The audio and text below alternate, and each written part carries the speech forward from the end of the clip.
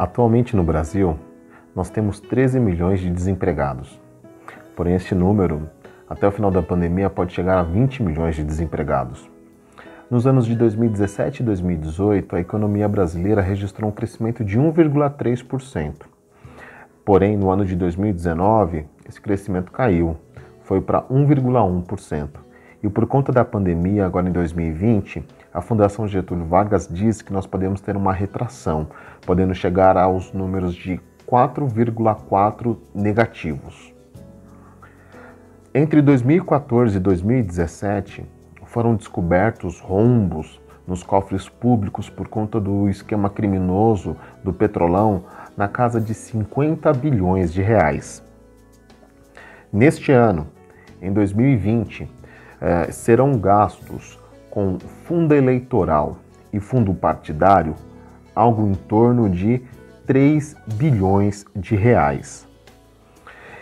Cada um dos nossos 513 deputados da Câmara dos Deputados custam para os cofres públicos aproximadamente 2,2 milhões de reais todos os anos. Esses são alguns números que representam a situação atual da nossa economia brasileira. E hoje, no 8º dia da nossa campanha mundial de oração, que nós tratamos sobre economia, nós vamos levantar um clamor e pedir para que o Senhor venha mudar essa situação que nós estamos vivendo no país. E se não fosse só o país estar atravessando uma crise, o nosso povo também atravessa uma crise sem precedentes. Pesquisas apontam que 65% da população brasileira está endividada. Então, como que a gente pode fazer para reverter essa situação? A palavra do Senhor nos dá diversos conselhos muito preciosos de como lidar com o dinheiro, de como cuidar das nossas finanças, de como fazer uma boa administração daquilo que o Senhor nos tem dado. A começar pelo trabalho. O trabalho foi criado por Deus e foi uma ordenança que o Senhor Deus deu para o homem desde o início da criação. Lá em Gênesis 2,15, o Senhor, após ter feito o homem, falou que o homem tinha a missão de lavrar o jardim, ele tinha que cuidar do jardim e também dominar sobre toda a criação. E mesmo saindo depois do jardim do Éden, o Senhor falou que o homem comeria através do suor do seu rosto. No Salmo 128, a palavra fala que é bem-aventurado o homem que teme ao Senhor, e este homem também se manteria, sustentaria a sua casa, ele iria comer através do seu esforço e do suor do seu trabalho. O apóstolo Paulo, em 2 Tessalonicenses, capítulo 3, versículo 10, disse o seguinte: quem não trabalhar não deve comer. Porque alguns irmãos tinham desistido do trabalho, estavam sendo pesados a outros irmãos da comunidade. Então o trabalho é bom, foi Deus que orientou o trabalho e Deus abençoou o homem através do trabalho. Então esse é o primeiro princípio bíblico de economia e administração de dinheiro. O segundo princípio bíblico é que nós devemos evitar o desperdício. A gente pode ver lá no livro de João, no capítulo 6, a primeira multiplicação de pães e peixes, onde o Senhor fez um grande milagre e depois que todos tinham comido, o Senhor mandou os discípulos recolherem os pedaços que tinham sobrado. E foram recolhidos 12 cestos cheios, só daquelas sobras. O Senhor ele é contra o desperdício. A gente tem que evitar o desperdício de todas as formas no nosso dia a dia.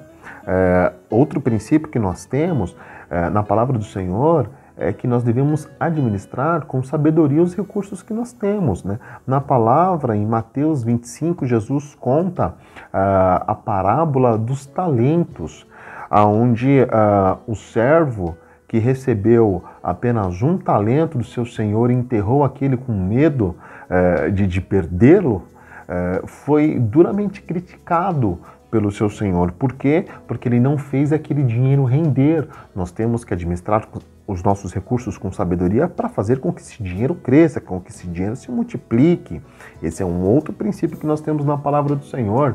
Um outro princípio que a gente vê na Bíblia toda, do início ao fim, é que nós devemos ser generosos com aqueles que nada têm, com aqueles que necessitam da nossa ajuda.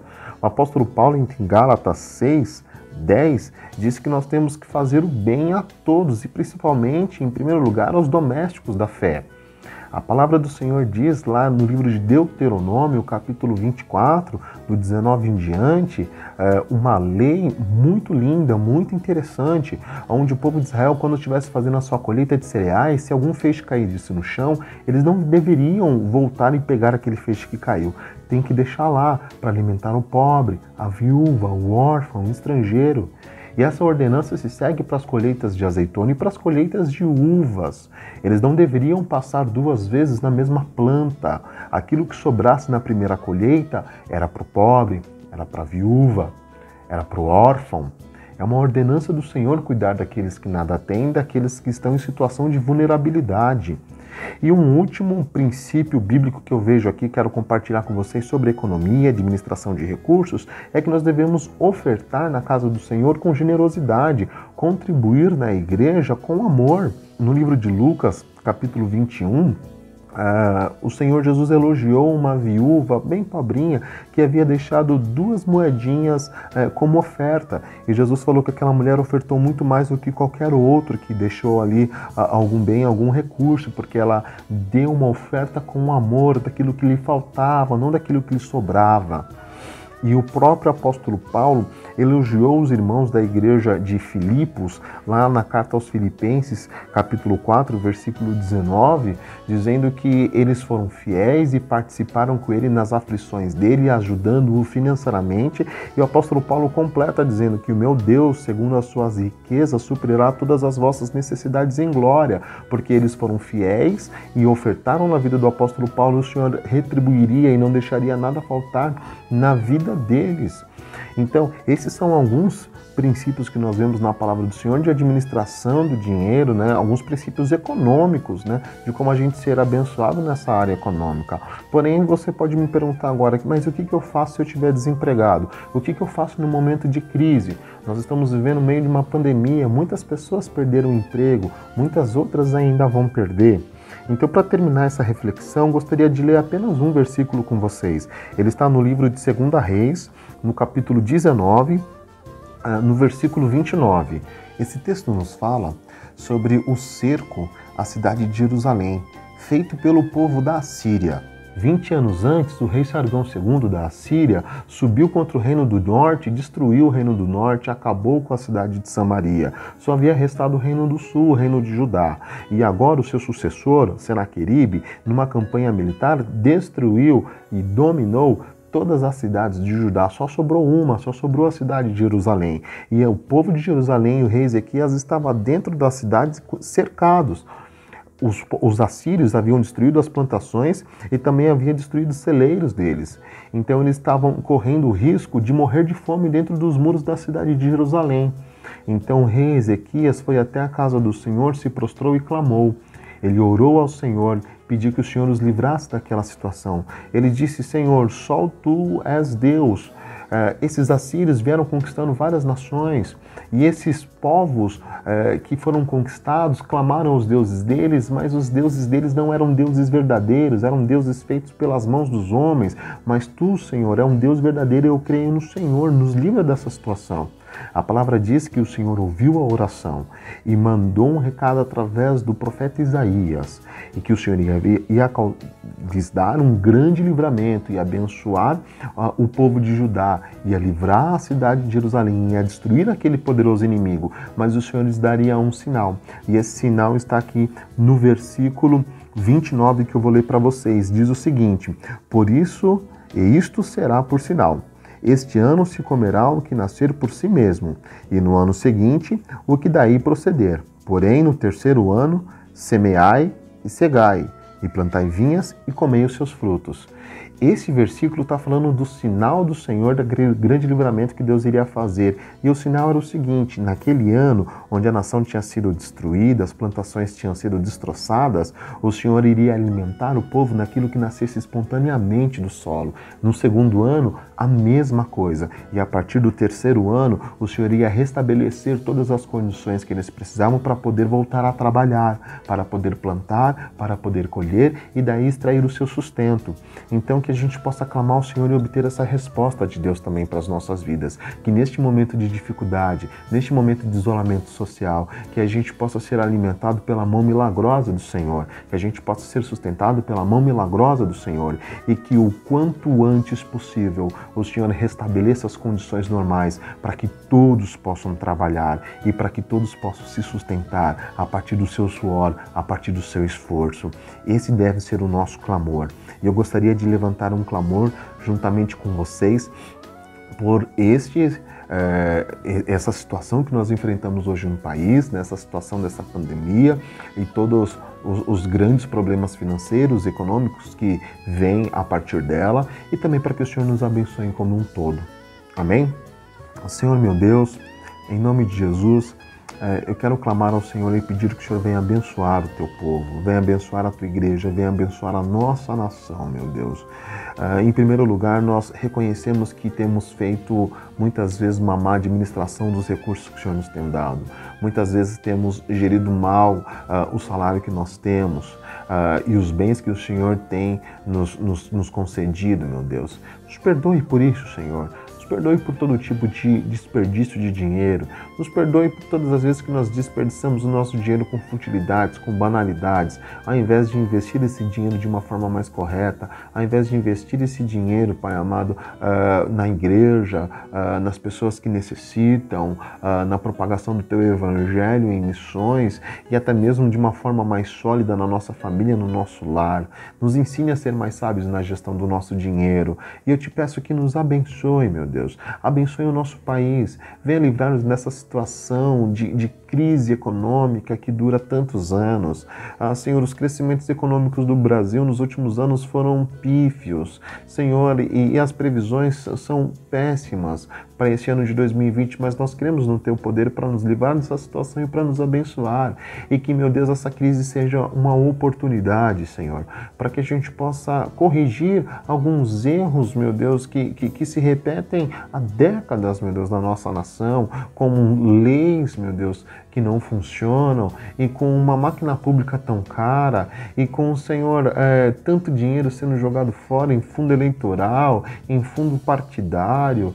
Senhor, em nome de Jesus, que as coisas mudem no nosso país, que pessoas sérias possam propor projetos de leis sérios para transformar a realidade da nossa nação, para desengessar a economia, para desonerar a amada população e as empresas de tantos impostos, Senhor, e que a gestão do dinheiro público seja feita de forma mais responsável na nossa nação.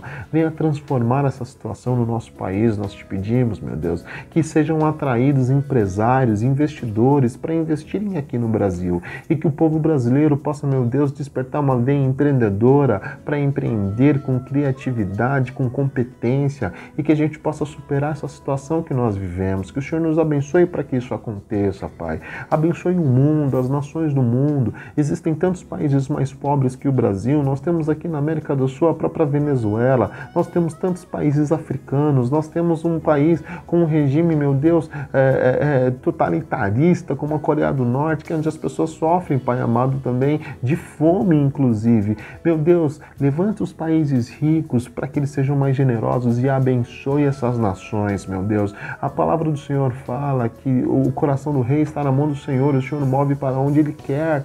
Em nome de Jesus, venha mover essas nações poderosas, os empresários, magnatas ricos, meu Deus, para que possam abençoar aqueles que nada têm, Senhor. E que, meu Deus, esse reino da pobreza e da miséria, ele venha acabar, Senhor. É inadmissível no século XXI, com tanta geração de riqueza que existe no mundo, pessoas ainda morrerem de inanição. Em nome de Jesus, nos perdoe por esse pecado do egoísmo, Pai amado, da vaidade exacerbada, Pai amado, da ostentação, de gastar dinheiro com tanta futilidade enquanto tem tantas pessoas precisando do básico, Senhor. Abençoe o país, abençoe o mundo, que nós possamos superar esse coronavírus e possamos recuperar os empregos que foram perdidos, Pai amado. Em nome de Jesus, eu te peço pela igreja do Senhor também.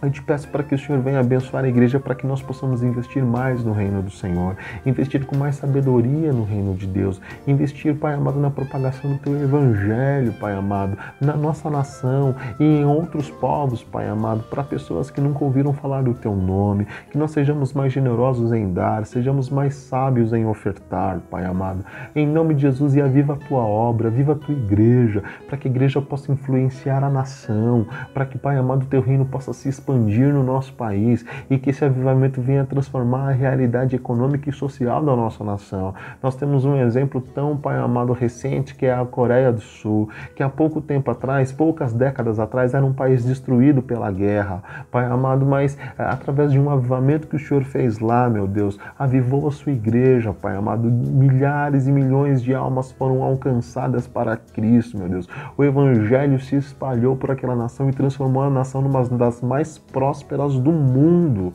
Que isso aconteça no nosso país, que isso aconteça em tantos outros países, meu Deus. Aviva a Tua obra, aviva a Tua igreja, traga um avivamento sobre a nossa nação e sobre tantas outras. Esse é o nosso clamor, Pai amado, nesta noite. Em nome de Jesus, amém, Senhor.